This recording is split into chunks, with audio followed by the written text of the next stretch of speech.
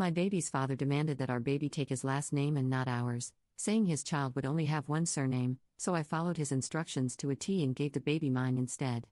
Posted by u/carelesshornet4343. So I had a baby some weeks ago with my partner, to whom I'm not married. We've been together a while, and I've made many compromises in this relationship. While discussing the baby's name, we had a few disagreements, but ultimately decided on a name we both liked well enough. The surname was a sticking point. He wanted the baby to have his name alone. I offered to hyphenate because, logistically, it's easier for the baby to have both of our names. He's been drinking the red pill Kool-Aid lately, a major bone of contention in this relationship, and went off about how it's tradition, and the right thing to do and his right as a man for the baby to have his surname. He told me I'd be emasculating him and might as well be a single parent if I wouldn't grant him this one little ask. My word is final, the baby's having one surname. This was late in my pregnancy, and I didn't have it in me to fight, so I told him that I understood what he was saying. Fast forward to 3 weeks ago when the baby's birth certificate came. He blew a gasket when he saw that I'd given the baby my surname. He rehashed the conversation above, saying I agreed to give the baby his surname. I did nothing of the sort. I told him I understood him, which I did, but I never said I agreed with him. I told him there was no way I was doing all the work of making a baby for him to stick his name on it. When he brought up tradition, I told him it's also traditional for him to marry me before having a baby, but he was happy to ignore that. I told him it was traditional for him to be the provider, but I do that too, and I pointed out other holes in his logic. I told him trying to bully me into submission with his red pill BS when I was exhausted from pregnancy didn't work.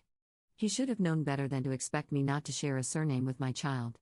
He said the baby should only have one surname, they do. So why's he mad? He went crying to his brothers and mother, all traditionalists and misogynists, and now they're all up in arms. Am I the jerk for deliberately misunderstanding my child's father? Edit to add, there seems to be some confusion, we are not married or engaged. I don't believe in it, and he's never seen the point of bringing the state into your relationship, so we agreed to never marry. He's on the birth certificate as the father, baby just has my last name, but the father is listed. Thanks for your feedback.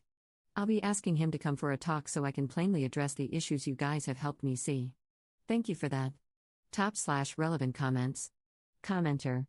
Was he not there when you were filling out the forms? Because that's pretty telling too.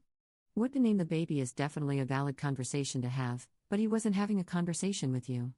He was trying to bulldoze you without compromise. Ops response. I registered the baby on my own.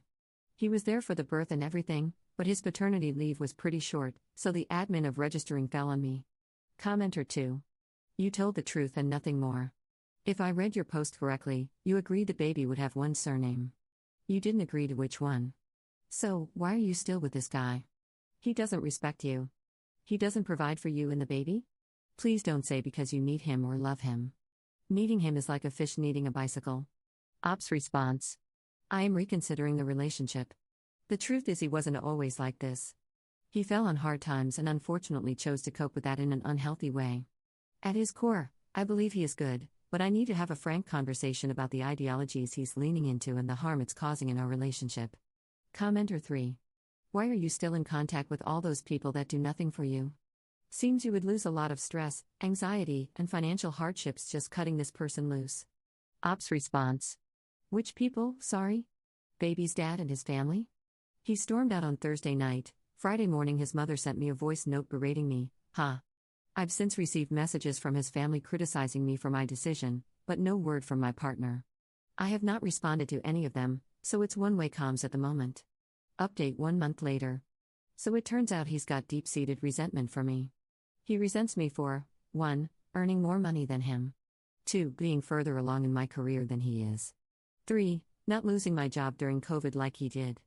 4. Having parents who love and support me. 5. Not being a submissive woman. 6. Having a present and loving father. 7. Not combining our finances, under his control, thus making him feel small.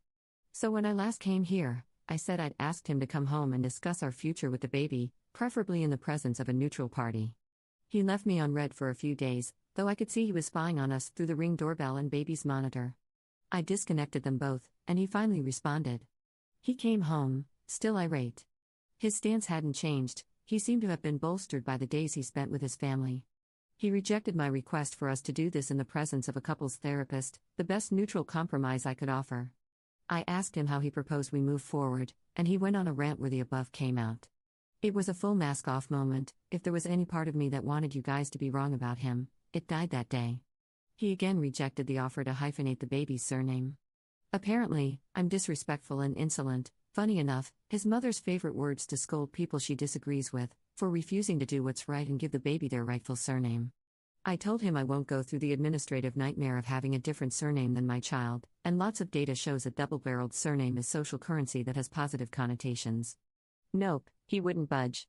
I told him neither would I. Baby either has both our surnames or mine alone.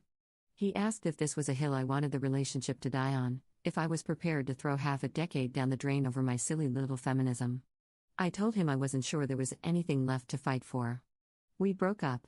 Thankfully, his name, lease expires at the end of May. I called my dad, and he came to help me pack up the baby. X went back to his mom's while we packed.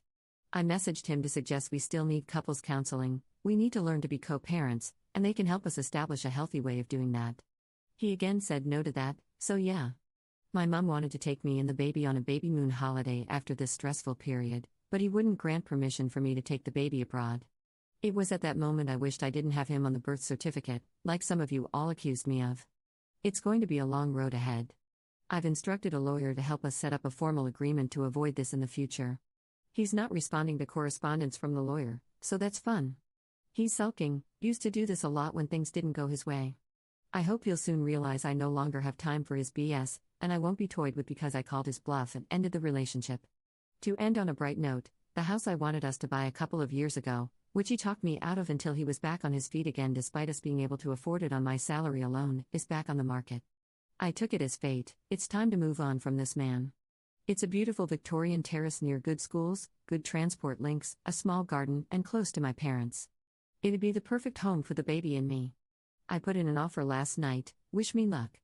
It's in a chain, so if my offer's accepted it won't be ours for months, but my parents have allowed the baby and me to move into their granny annex for free, my village. /relevant comments. Commenter. He sounds like a horrible person, and he'll probably pass down his horrible ideologies about women and relationships to your child, but hey, I don't know you or him, no offense, and that relationship, but is co-parenting even worth it? Ops response.